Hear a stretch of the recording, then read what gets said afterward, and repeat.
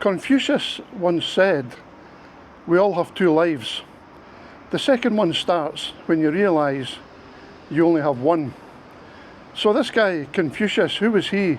He was a Chinese philosopher back in 521 BC when he was born. My second life, the journey to that second life, actually started in 2007 when I was working in the south of Norway, a place called Kristiansand. But it was due to tragic circumstances. And in this video, I'm going to explain why.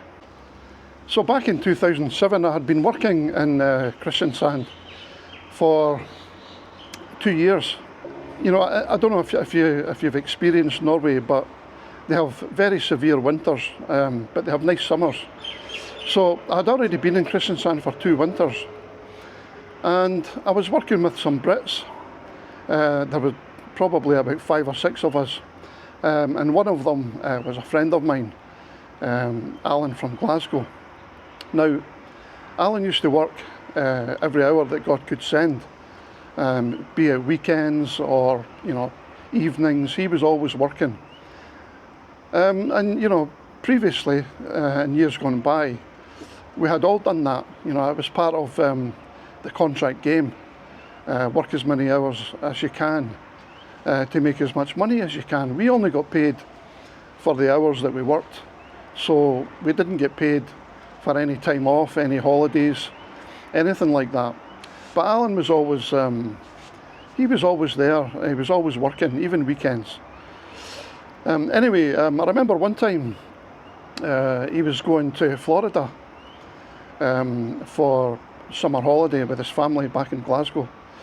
And I think it was like the day before he was due to go to fly back to Glasgow before going to Florida. And he said he wasn't feeling very well. You know, and we just sort of you know, brushed it off as somebody that's not feeling well.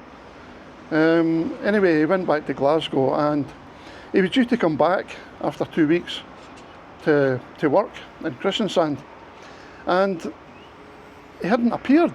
And I thought it was a bit strange, because I'm sure I could remember the actual day that he said he was coming back. Anyway, it was shortly after that, my Norwegian boss called me into the office, and he said, I've got some bad news about Alan. I said, what's that? He said, he has cancer. I couldn't believe it, you know, it was like a shock. Apparently he had been in Florida, and it got progressively worse. So when he came back, he went to get it checked out, and I never saw Alan again. Within 6 months, he was gone. And that really affected me. I mentioned this in my book. If you're not aware of it, I actually published a book in 2022, about things that have happened over the years in the oil and gas industry. So Alan, I did speak to him on the phone a couple of times. And I remember one time, it was about 2 months before Christmas, he had been getting treatment, chemotherapy, radiotherapy for about 4 months. And I spoke to him, and he called me in the office, and we had a good chat. And he said that he was feeling a lot better. He was eating better and putting weight on. So it was good, it sounded promising. Anyway, it was just before Christmas, 2 months after that, we were in one of the bars there, a pub called Yavel. And my phone went, and it came up with Alan. So I said to the guys, I'm just going to go outside, because it was quite noisy in the bar. And I answered the phone. I said, all right mate, how you doing? And this voice said, is that Craig? I said, yep. He said, this is Craig, Alan's son. I just wanted to let you know that he passed away this morning. Major shock, and especially after talking to him. So after that, it kind of really affected me. I mean, it was bad enough in Kristiansand during the winters. It can be quite a depressing place. Beautiful in the summer, don't get me wrong, but in the winter, You know, it's dark a lot. Heavy snow. You know, you're talking about snow that can be this deep, you know. Shortly after that, I went back in the new year to Kristiansand, and I was due to go on to another project. And I had spoken to my Norwegian boss, and he said that he wanted me to stay there. But I was so down about the whole thing with Alan, and bearing in mind how much Alan used to work, you know, that I actually left the company. And it's very unusual to do that, because you've got security, you know, for X amount of months or years. I actually could have stayed there for 10 years. I didn't know that at the time. But one of the guys, another British guy who was working there, he ended up staying there for 10 years. Anyway, I digress. So what I did was, I jumped and I took a short-term contract for only 2 to 3 months in Paris.